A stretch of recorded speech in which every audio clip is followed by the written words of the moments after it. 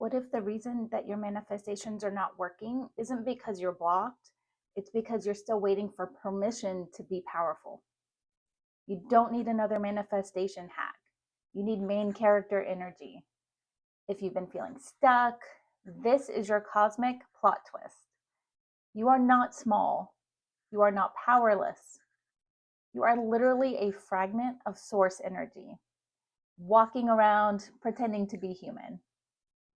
Today, we're talking about spiritual sovereignty. The moment you stop outsourcing your power to other people, systems, or even deities, and start remembering that you are the God you've been praying to. Exactly, Luna.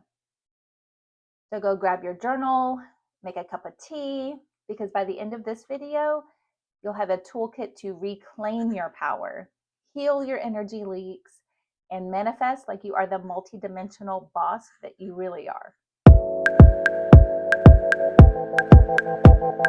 Hey, all you wonderful weirdos. Welcome back to Awakened and Weird, the corner of the internet where we mix the mystical with the practical and remind you that being spiritual doesn't mean being serious all the time. If you're new here, hi, my name is Tara. I'm your cosmic coach, and with me is my interstellar support being, Luna. If you're ready to stop playing small and remember your divine nature, hit that subscribe button because this is your official invitation to level up, babe. And make sure you stay until the end because we are going to do a powerful activation to really anchor this in. As with everything you consume on the internet, take what resonates and leave what doesn't. Okay, so what exactly is spiritual sovereignty? It means taking full ownership of your energy, your choices, and your creations. It's when you stop saying, the universe will fix it, and start saying, I am the universe, so let's co-create. It's not about ego or control, it's about alignment. You are not commanding the universe. You are the universe expressing itself through your human form.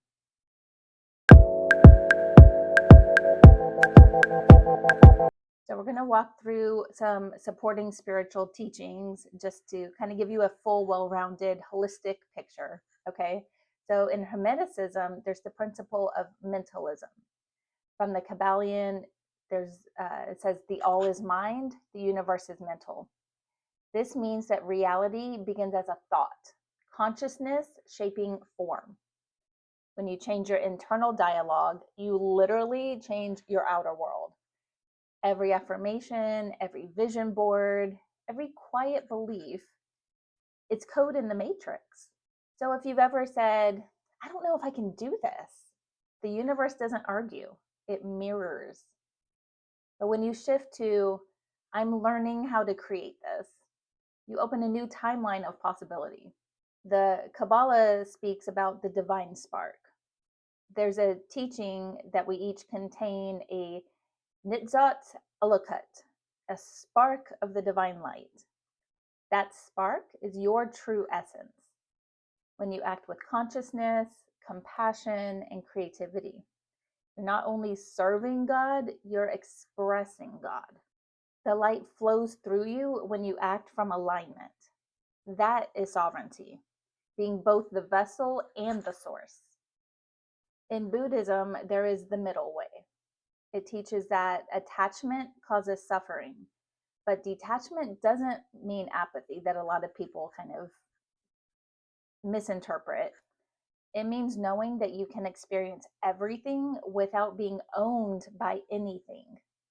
Sovereignty is that middle way. Feeling deeply, loving fully, but never forgetting that your peace is self-generated. The law of one speaks of unity consciousness.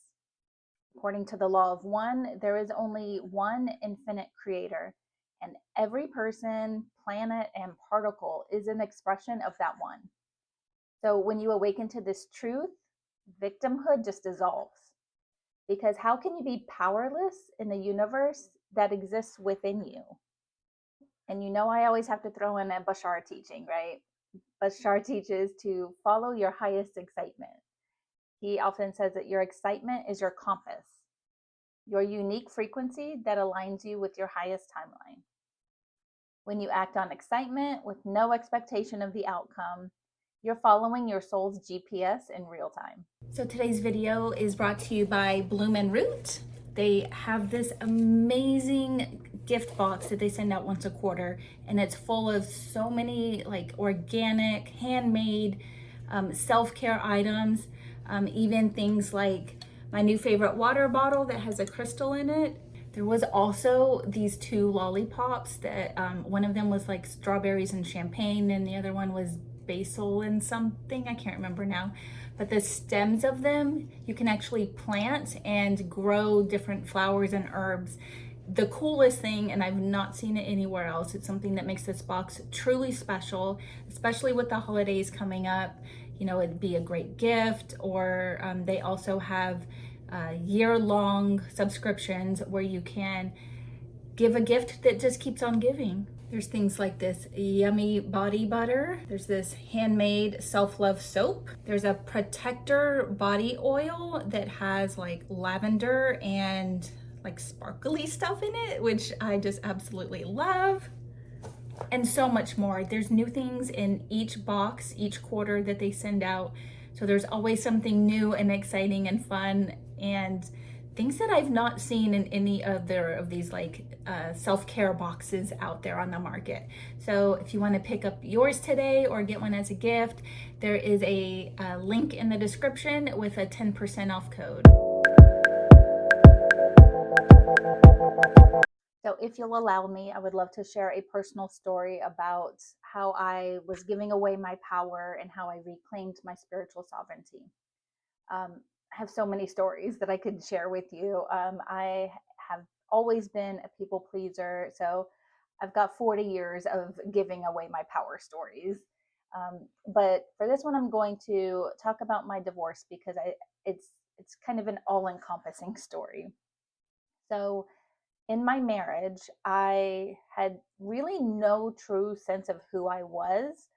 This was before I had my spiritual awakening. And in fact, my first dark night of the soul prompted me to, wake up and, realize who I truly am, and that the relationship I had with my ex was not only not aligned with who I truly was, but it felt like an anchor, kind of holding me down. Like that last year of the marriage when we were really starting to talk about divorce, I just always felt this heavy energy around me. And there were days where I felt like I couldn't breathe. And I actually had panic attacks for the first time in my life. And um, didn't know what that was, but it was really like my soul kind of shaking me awake to the fact that I was in a situation that was not for my highest good, and that um, I knew that he wasn't going to wake up anytime soon. And now,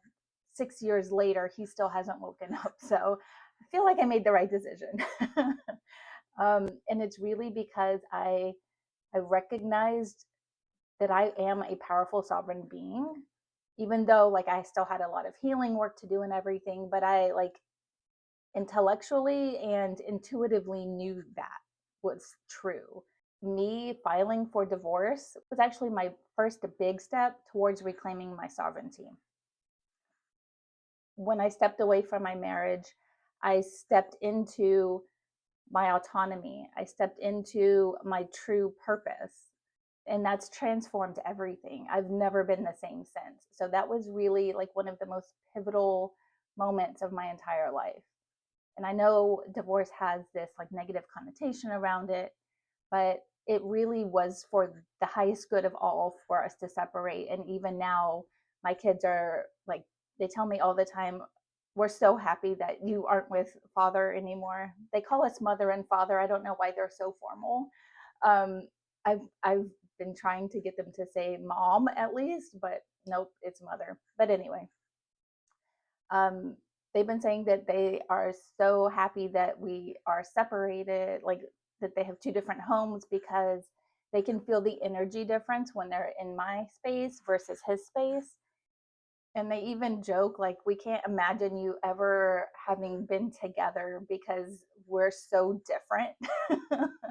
But when I was married, I didn't know who I was. That was whatever he wanted me to be. But I just couldn't do that anymore once I woke up.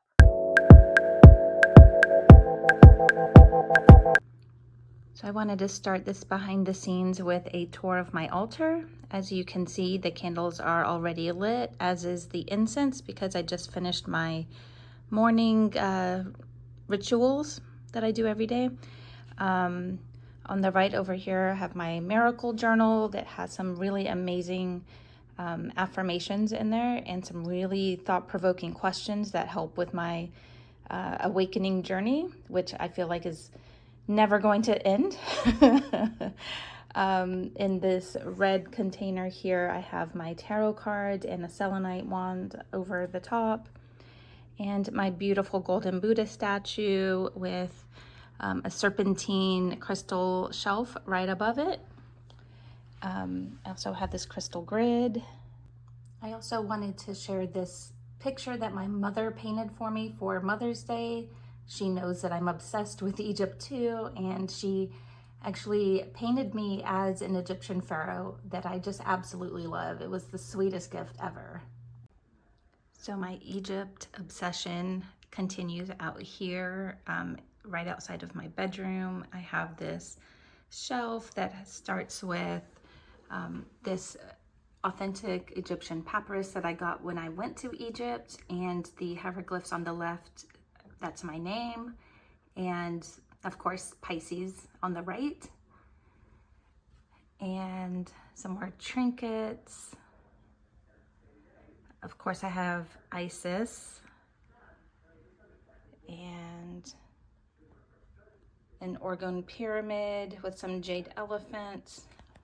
This is not from Egypt. It's actually from Göbekli Tepe. My friend went there and gave it to me, but I didn't have anywhere else to put it, so it ended up here. And then I've got my book. I turned into a scrapbook. You can see the pages are like full of stuff from my trip when I went there in summer of 24.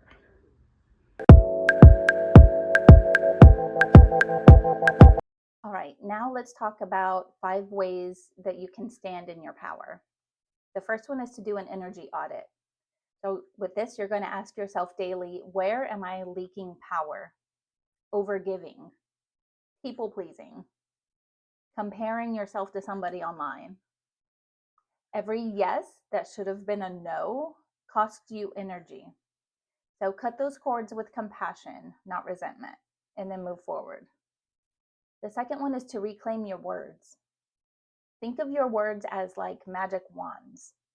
Start catching every disempowering phrase and replace every I can't with I choose not to right now. That is sovereignty in a sentence.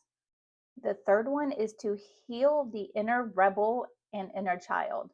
Your inner rebel resists control, and she should. But true freedom comes from healing the wound behind the rebellion. And your inner child, she just wants safety and play. So when you integrate both of those, you become unstoppable.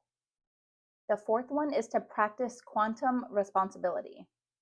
No, you can't control everything, but you can control your frequency. When you shift from life is happening to me to life is responding to me, you graduate from Earth School 101 to Quantum Co-Creation 401. The fifth one is to anchor it through ritual. Sovereignty is not an idea, it's a daily practice. So use small rituals to remind yourself every day. You can do things like lighting a candle for clarity, do some breath work for grounding, or do mirror gazing for affirmation, something like, I am divine intelligence in motion. So let me know in the comments which one of these things you're going to try first, or if you've tried all of these, let me know which one has been the most impactful for you. And if you have any of your own that you'd like to share in the comments, we can build this beautiful community and all help each other out. All right, let's anchor this in with a short activation. You're going to go ahead and close your eyes. Take a deep breath through your nose, out through your mouth. Imagine a crown of golden light above your head. This is your divine authority, your infinite consciousness. Now imagine a warm pink light in your chest, your core. This is your human heart, your compassion, your creativity. Now see the crown and the core merge, flowing through your entire being. And repeat out loud, I am both the creator and the creation. I lead with love and create with purpose. I am sovereign. I am free. I am divine.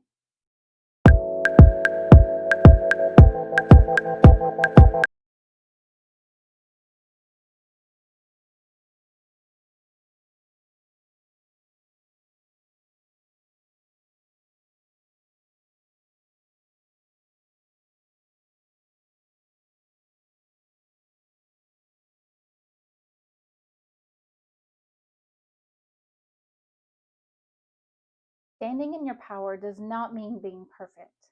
It means showing up as the most aligned version of yourself, moment to moment, breath to breath.